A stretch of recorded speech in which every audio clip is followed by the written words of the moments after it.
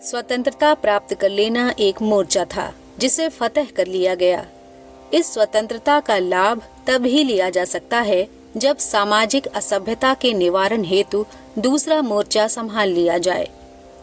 चिंतन, चरित्र और व्यवहार में नैतिकता का समावेश उतना ही आवश्यक है जितना स्वतंत्रता प्राप्त करना।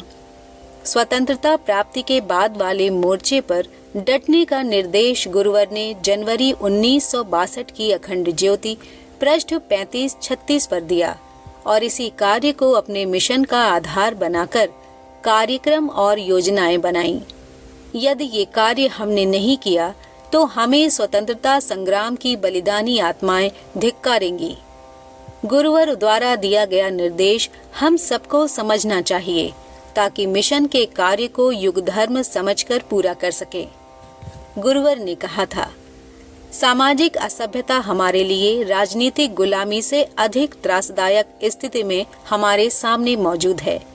स्वाधीनता संग्राम के बलिदानी सेनानी स्वर्ग से हमसे पूछते हैं कि हमारा कारवां एक ही मंजिल पर पड़ाव डालकर क्यों रुक गया। आगे का पड़ाव सामाजिक असभ्यता के उन्मूलन का था। अगला मोर्चा वहां जमना था, पर सैनिकों ने हथियार खोलकर क्यों रख दिए। युग की आत्मा इन प्रश्नों का उत्तर चाहती है। हमें इसका उत्तर देना होगा।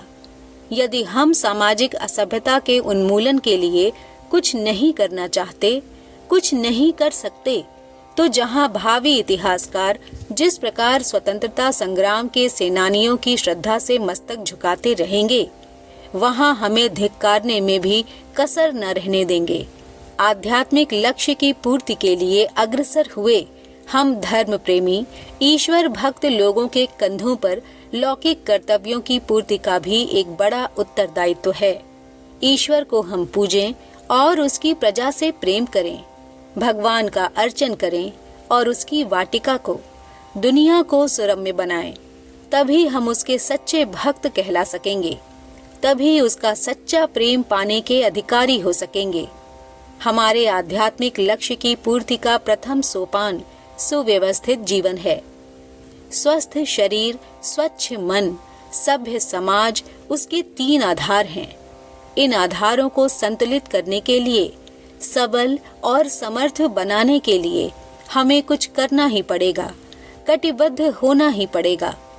युग निर्माण का महान कार्य हमारे इस कर्तव्य पर ही निर्भर है।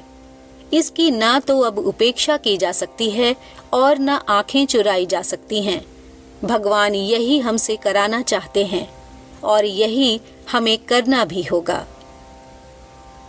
धन्यवाद और आपकी मंगल कामना के साथ इस सृजन सेनानी का नमस्कार।